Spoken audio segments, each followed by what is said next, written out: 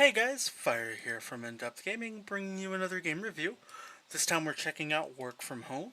Work From Home is developed and published by 4D Creativity and releases on September 29th, 2022 on the Xbox Series X and S. So if you're on the older Xbox consoles, unfortunately you won't be able to play this game, and it'll be available for $19.99. Now, note that this game is a party co-op game, but there's no online, so it's entirely dependent on you playing locally at home. As if you don't have four people to play with, this won't be a game really you can enjoy, unless you really just want to solo grind it. Unfortunately, I haven't really had other people to really play this game with me due to just availability, COVID concerns, and things like that. So this review will be based on a solo gaming experience perspective. Although I do think this game would be a pretty fun party game, but unfortunately it's not a game that I've been able to really try at a party standpoint. The way the game works is there's four different levels that you'll get to play through. There's office, airport, construction, and another one. That way you can still be surprised. And every level has 10 kind of little chapters as well as like a final and big boss goal. The game's pretty straightforward and fairly simple, as you have a certain amount of time to craft and combine enough random objects in whatever level you're in to then do a little surprise thing. Now, while all this is going on, you're going to have a boss that's going to be not really happy with you and is going to be, you know, checking in on you from time to time. With that being said, you have to do these little celebrations, as you can see here after I built a slingshot, and fill up these bars to gain maximum points without the boss noticing you kind of just slacking and goofing off. So you have to really micromanage all of your time while playing.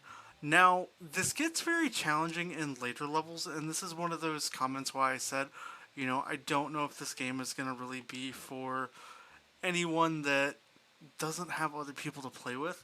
I think this is going to be game that you really, really want to have other people to enjoy it with.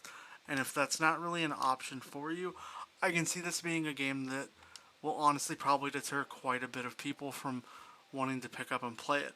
As far as the controls and basics of the game, it's extremely straightforward, as, all you're really doing is, going around, hitting A to pick up a couple things, using right trigger to action and use those items, and walking around the levels avoiding the little boss.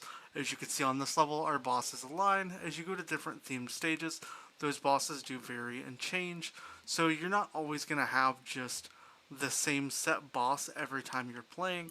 So the game does offer a little bit of variety in that sense, but the main premise for the gameplay of the game is honestly the exact same over and over when you play it. There's not really a whole lot of new, it's more just a lot of rinse and repeat the same style.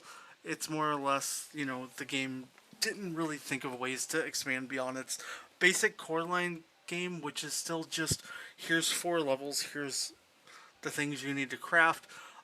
You start to get a little bit of difference with things while you're playing when it comes to changing into the world. The airport level introduces, unpackaging packages and just different little items in the game.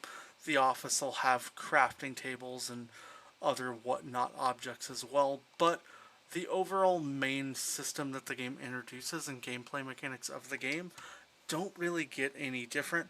Now, the game does get a lot more enjoyable in the sense, like I was saying, when you do get to add, an additional player participating in your game, but I think most people aren't going to have additional players to really enjoy and participate in this game with.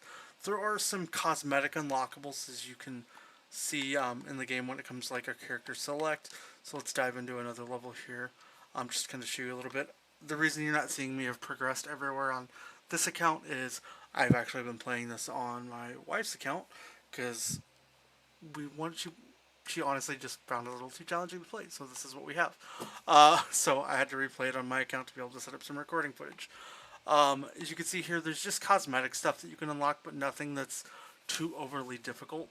And, for me, I think this game is a game that, although brings a lot of, minor fun to the table, At 20 bucks, it's a little bit of a hard pill to swallow, especially considering that, you do pretty much the same thing. It's just kind of, laid out a little different every time you play.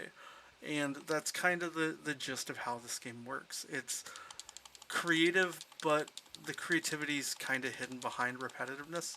So you're not going to have a whole lot of net new stuff. You're going to have a lot of just time managing and trying to make things work with what you have.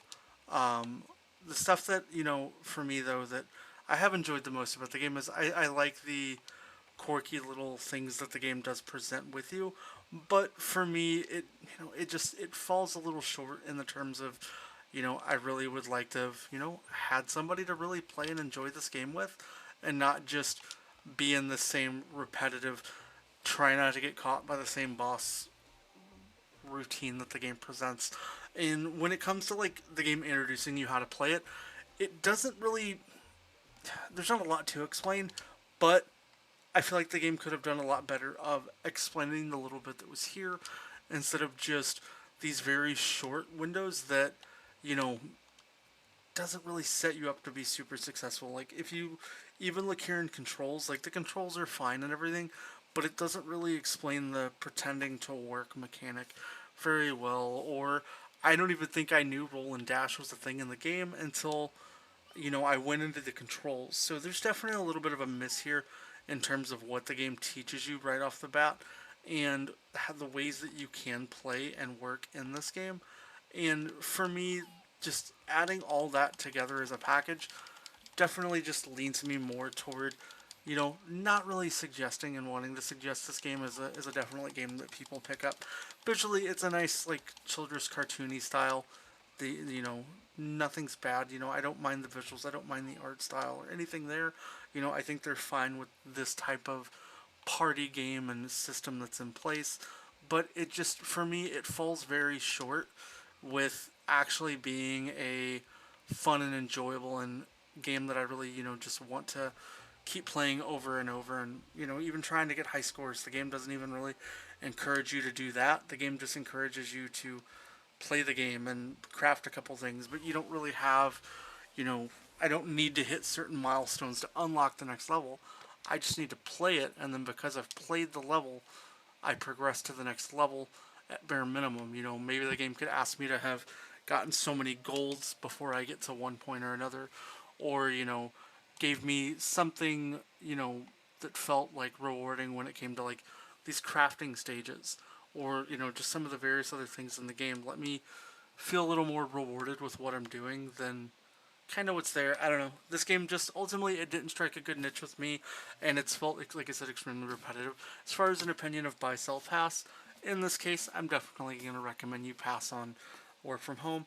It's an okay game, and if you have 4 people to play this game with, and you have an extra $20, pick it up. But if you don't have people locally to get together with, and you have other like party games that you haven't bought, like Overcooked or the Jackbox games or things like that, pick those up instead and maybe wait for this one in the back burner, especially maybe for a sale later down the road. Outside of that, that's my thoughts on Work From Home. If you have any questions, differing opinions, or anything like that, let us know below down in the comments. Outside of that, I hope you enjoyed the review. Consider subscribing, and we'll catch you next time.